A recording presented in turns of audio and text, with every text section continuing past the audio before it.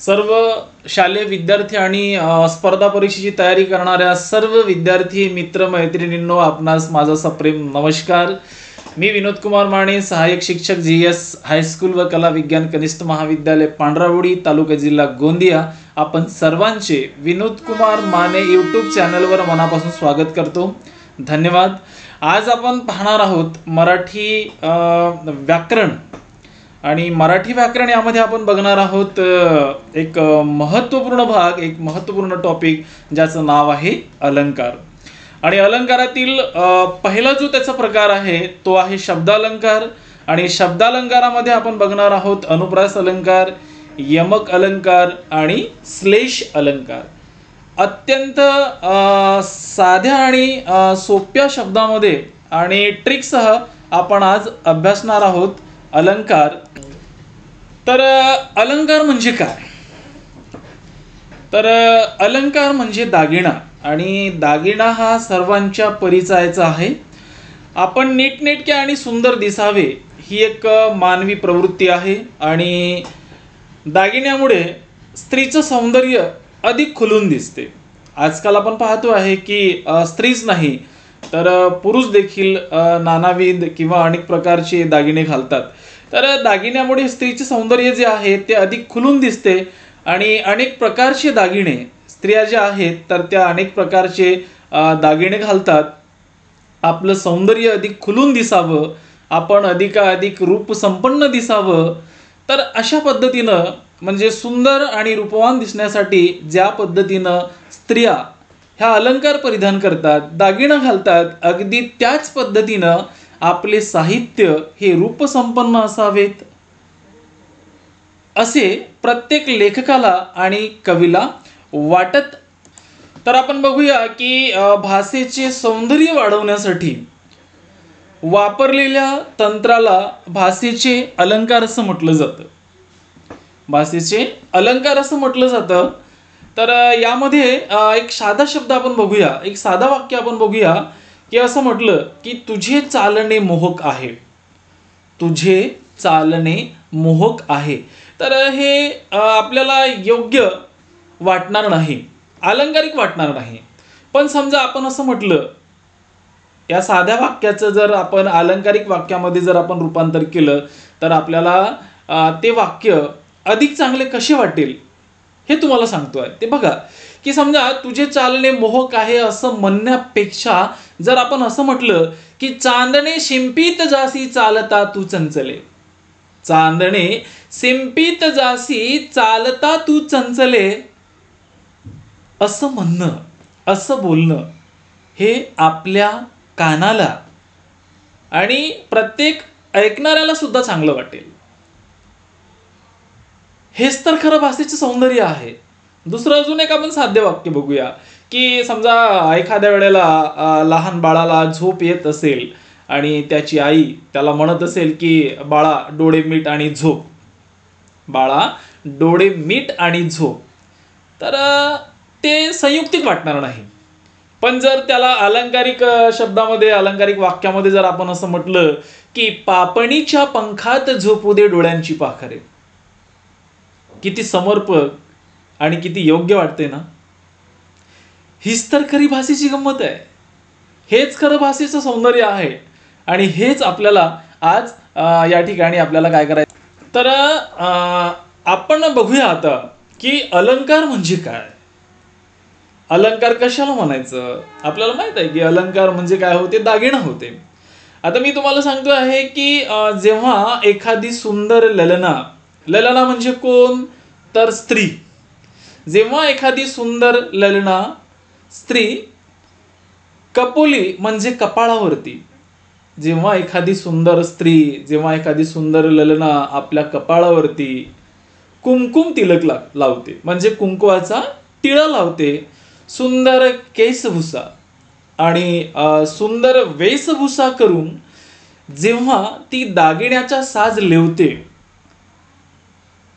म्हणजे परिधान करते, तर तेव्हा ती अधिकच सुंदर दिसते. अगदी आपल्या भाषेचेही अगदी तसेच आहे.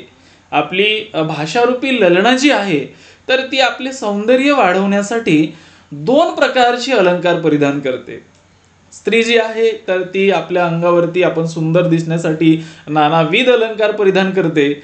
मात्र जर आपण पाहिलं तर ही आपली भाषारूपी ललना जी आहे तर ही आपले सौंदर्य वाढवण्यासाठी मात्र दोन प्रकारचे अलंकार परिधान करते. एक म्हणजे शब्दालंकार आणि दुसरे म्हणजे अर्थालंकार. तर आपण बघूया की शब्दालंकार म्हणजे काय. शब्दालंकार म्हणजे काय, सर्वात आधी आपण बघूया अलंकार म्हणजे काय. आपल्याला अलंकाराची व्याख्या जी आहे तर अलंकाराची व्याख्या जी आहे तर ती अलंकाराची व्याख्या आपण बघूया की ज्या गुणधर्मामुळे भाषेला शोभा येते, ज्या गुणधर्मामुळे भाषेला शोभा येते, तिच्या सौंदर्यात भर पडते आणि भाषेतून व्यक्त होणारा आशय हा जेव्हा अधिक प्रभावशाली होतो तेव्हा त्यास अलंकार असे म्हणतात. पुन्हा एकदा बघा की ज्या गुणधर्मामुळे भाषेला शोभा येते, तिच्या सौंदर्यात भर पडते आणि भाषेतून व्यक्त होणारा आशय अधिक प्रभावशाली होतो तेव्हा त्याला आपण काय म्हणतो तर तेव्हा त्याला आपण अलंकार असं म्हणतो. अलंकाराची दुसरी व्याख्या अजून आपण बघू. किंवा भाषेला शोभा आणून तिच्या सौंदर्यात भर पाडणाऱ्या गुणधर्माला आपण काय म्हणतो, आपण म्हणतो भाषेचे अलंकार असे म्हणतो.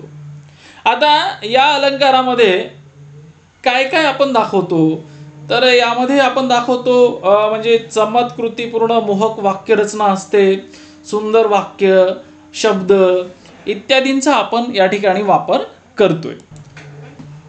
आता आपण बघूया अलंकाराचे प्रकार. अलंकाराच्या प्रकारातील पहिला जो प्रकार आहे तो आहे शब्दालंकार. कोणता तर शब्दालंकार. आता शब्दालंकारामध्ये आपण बघू शब्दालंकार कशाला म्हणतात तर जेव्हा शब्दातील अक्षर रचनेमुळे नाद निर्माण होऊन भाषेला शोभा येते तेव्हा त्यास आपण शब्दालंकार असे म्हणतो. जेव्हा शब्दातील अक्षर रचनेमुळे नाद निर्माण होऊन भाषेला शोभा येते तेव्हा त्यास आपण काय म्हणतो शब्दालंकार असं म्हणतो.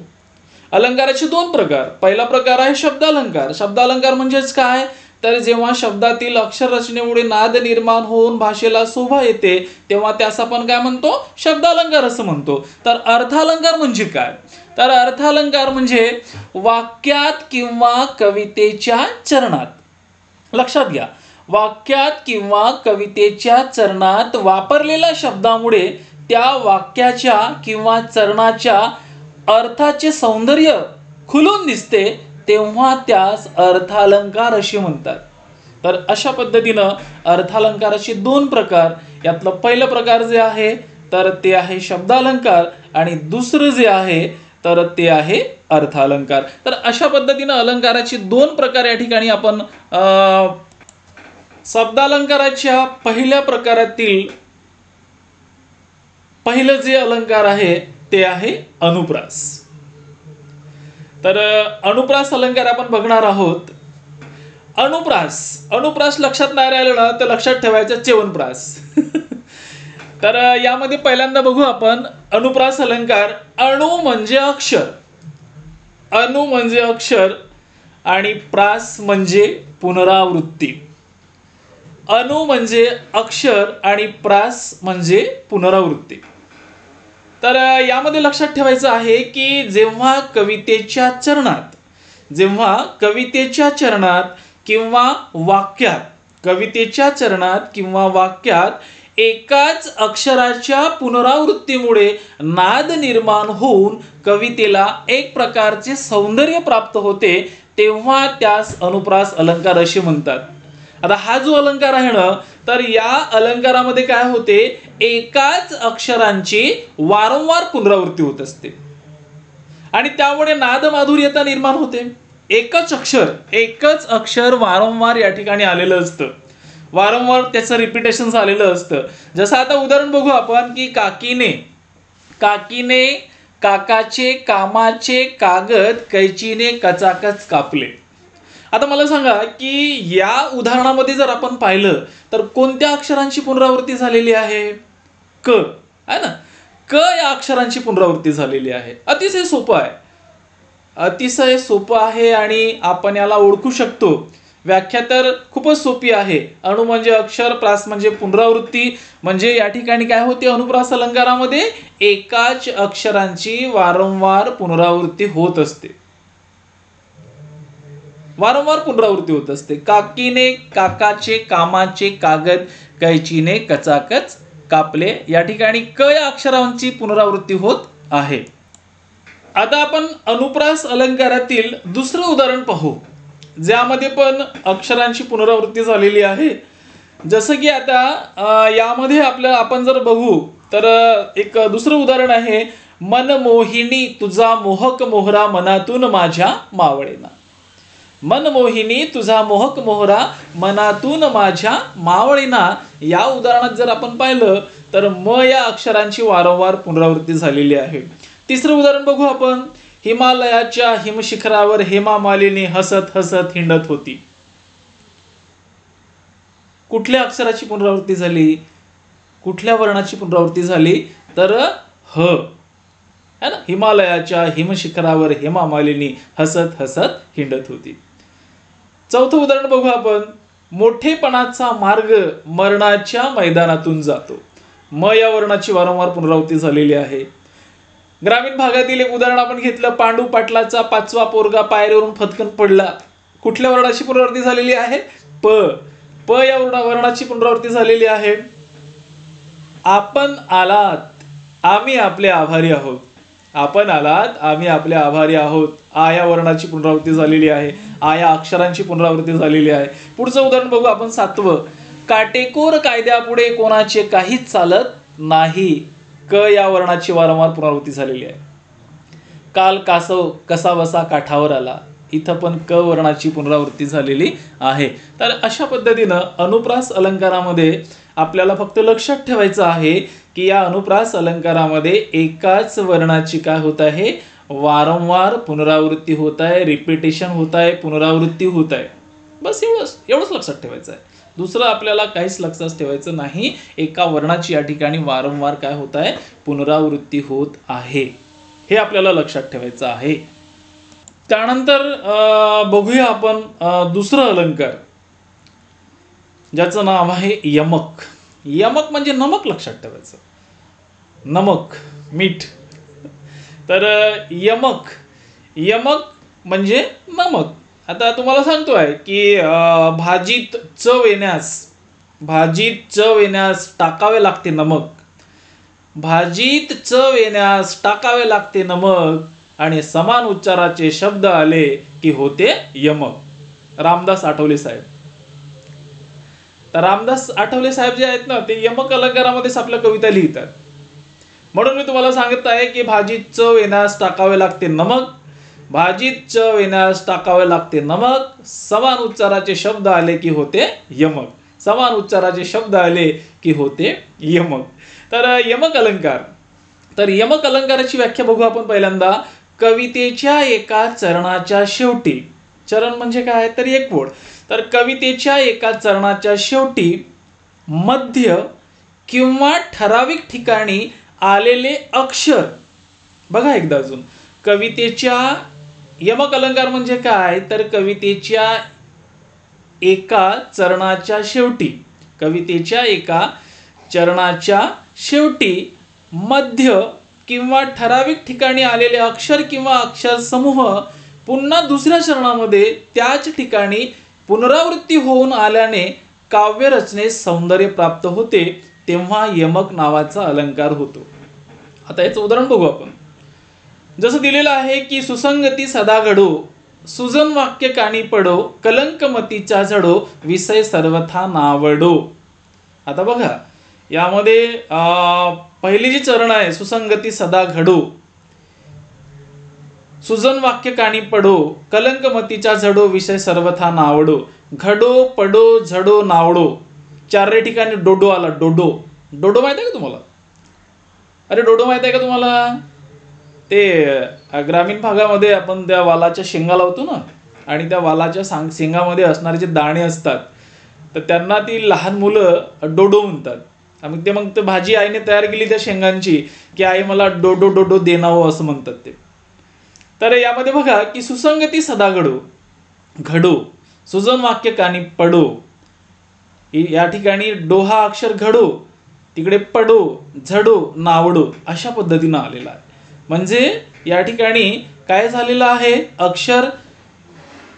अक्षरांची पुनरावृत्ती झालेली आहे. दुसरं उदाहरण बघा, कोणी दिला जिव्हाळा कोणास ताप आला, कोणी दिला जिव्हाळा कोणास ताप झाला, हसले दुरून कोणी जवळून वार केला. इथं झाला आणि केला अशा पद्धतीनं आलेला आहे.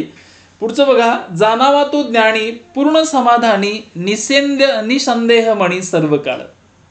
या ठिकाणी 3 चरणामध्ये आलेलं आहे, ज्ञानी, समाधानी आणि मनी. तर अशा पद्धतीनं यमक अलंकार जे आहे, तर यमक अलंकारामध्ये कवितेच्या एका चरणाच्या शेवटी, मध्य किंवा ठराविक ठिकाणी आलेले अक्षर किंवा अक्षरसमूह पुन्हा दुसऱ्या चरणामध्ये त्याच ठिकाणी पुनरावृत्ती होऊन आल्याने काव्य रचनेमध्ये काय होते, सौंदर्य प्राप्त होते.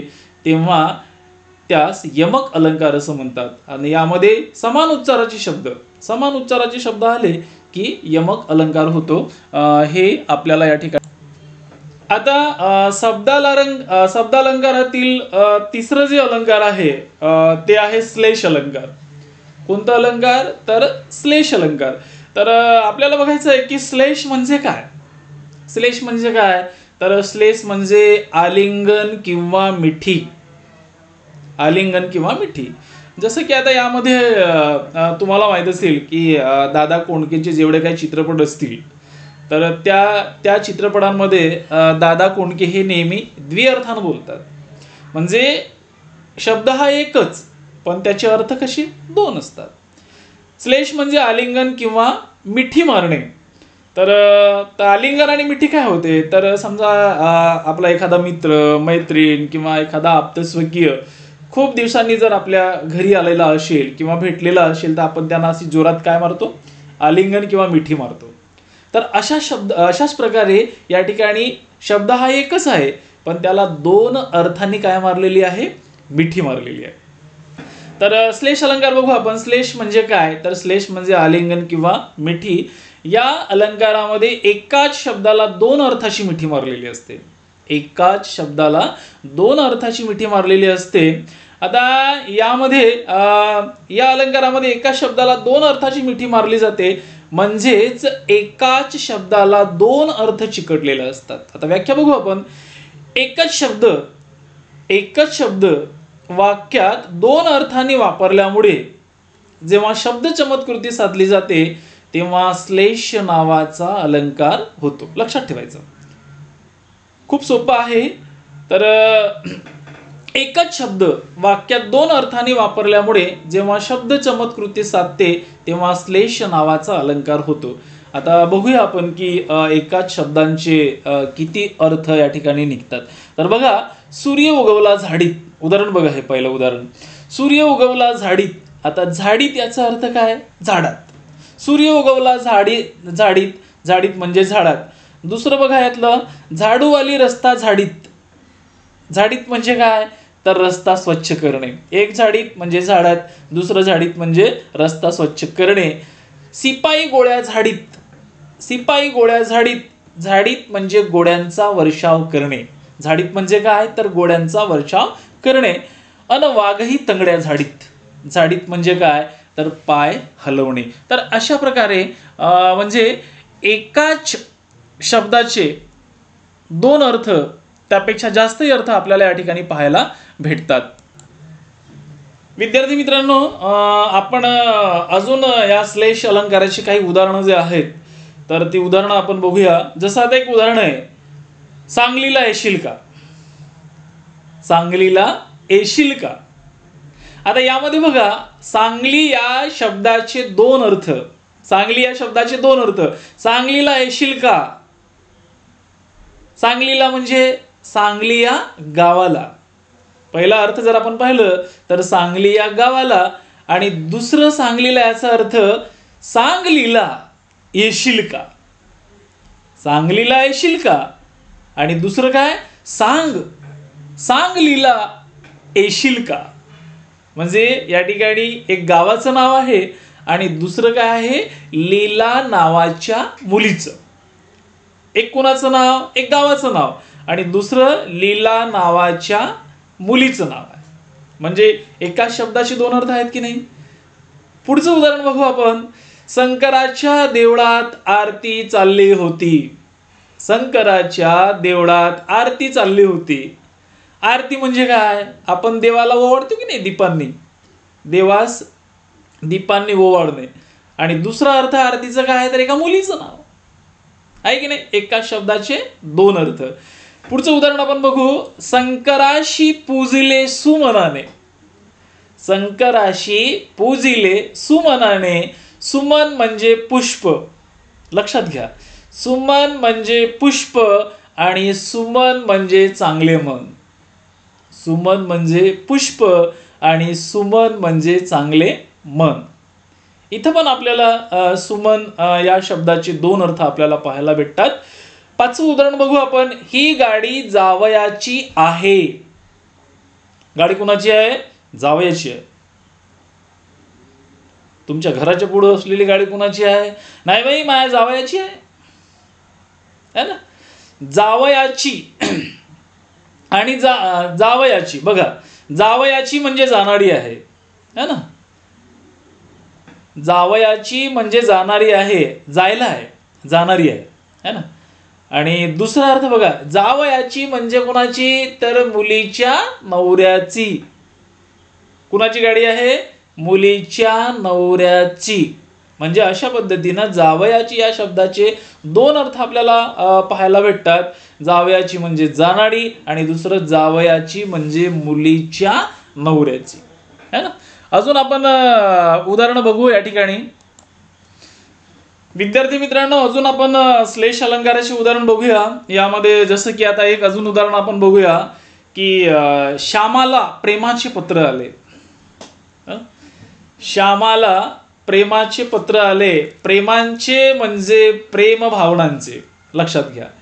प्रेमाचे म्हणजे कुणाचे तर प्रेम भावनांचे. कुणाचे पत्र आले तर प्रेमाचे. श्यामाला प्रेमाचे पत्र आले. प्रेमाचे म्हणजे प्रेम भावनांचे आणि दुसरं अर्थ होतं त्याचं प्रेमा नावाच्या मुलीचे, आहे की नाही. म्हणजे एकाच शब्दाचे दोन अर्थ आपल्याला इथे पाहायला भेटतात. त्याच्यानंतर सातवं उदाहरण बघा. मूलचंद रावांना सुपारी लागते. मूलचंद रावांना सुपारी लागते. सुपारी लागते म्हणजे त्यांना हवी आहे. सुपारी लागते म्हणजे काय, त्यांना हवी असणे. आणि दुसरी लागते, बघा लागते म्हणजे एक अर्थ हवी असणे आणि दुसरं लागते म्हणजेच काय तर काळजाला लागणे, चक्कर येणे, असा त्याचा अर्थ होतो. आठवं उदाहरण बघा. श्रीकृष्ण नवरा मी नवरी. श्रीकृष्ण नवरा मी नवरी. शिशुपाल नवरा मी नवरी. बघा उदाहरण कसं आहे. श्रीकृष्ण नवरा मी नवरी. शिशुपाल नवरा मी नवरी. आता नवरी म्हणजे कोण, वधू है ना. नवरी म्हणजे कोण तर वधू आणि दुसरं नवरी म्हणजे न निवडणे. श्रीकृष्ण हा माझा नवरा आहे, मी त्याची नवरी आहे. शिशुपालाचा कद्यापही मी नवरा म्हणून स्वीकार करणार नाही.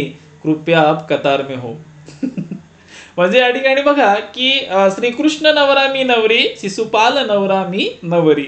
म्हणजे नवरी म्हणजे वधू आणि नवरी या शब्दाचा, नवरी या शब्दाचा अर्थ काय होतो, न निवडणे. म्हणजे मी त्याला ऍक्सेप्ट करणार नाही, त्याला निवडणार नाही, त्याचा स्वीकार करणार नाही. पुढचं उदाहरण बघू आपण. मित्राच्या उदयाने कोणाला आनंद होत नाही.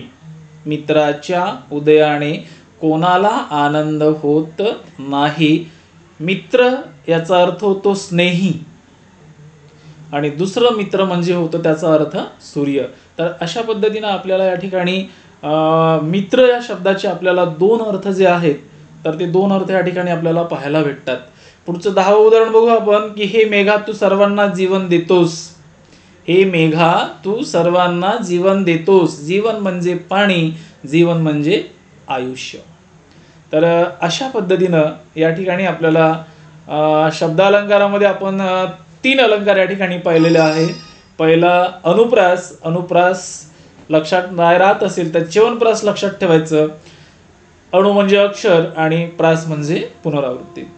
दुसरं आपण अलंकार पाहिलेलं होतं यमक. यमक म्हणजे नमक. तुम्हाला सांगितलेलं होतं की भाजीत चव येण्यास टाकावे लागते नमक. समान उच्चाराचे शब्द आले की होते यमक. आणि तिसरं श्लेष अलंकार आपण आज पाहिलेला आहे. तर श्लेष म्हणजे काय, तर एकाच शब्दाला दोन अर्थाची मिठी मारणे. दादा कोंडके लक्षात आलं की तुम्हाला श्लेष अलंकार लक्षात राहील. तर अशा पद्धतीने आपण आज हे जे तीनही अलंकार आहेत तर तीनही जे अलंकार आहेत ते आपण तर धन्यवाद विद्यार्थी मित्रांनो. माझा व्हिडिओ आपण सर्वांना नक्कीच आवडलेला असेल. तर माझ्या चॅनलला विनोद कुमार माने या यूट्यूब चॅनलला नक्कीच शेअर, लाईक आणि सबस्क्राईब करा. आपणाला जेवढे काही मी तयार केलेले शैक्षणिक व्हिडिओ आहेत तर त्या शैक्षणिक येणारे नवीन व्हिडिओ नक्कीच तुम्हाला पाहायला भेटतील. तर धन्यवाद.